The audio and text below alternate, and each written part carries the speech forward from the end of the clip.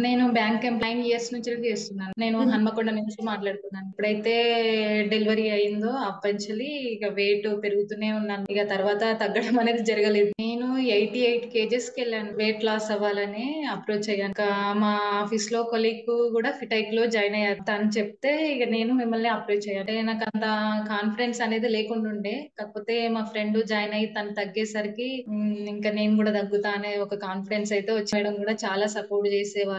Weekly once call చేస్తారు. అలాగే ఏమైనా డౌట్స్ వచ్చినా కూడా ఎప్పుడైనా కాల్ చేసినా కూడా మేడం క్లియర్ చేస్తారు. అంటే మనం వెయిట్ లాస్ అవుతుంటే చాలా హ్యాపీగా అనిపించింది మేడం. ఆ మెజర్మెంట్స్ చూసుకుంటుంటే డైలీ డైలీ ప్రోగ్రెస్ కనబడుతుంటే.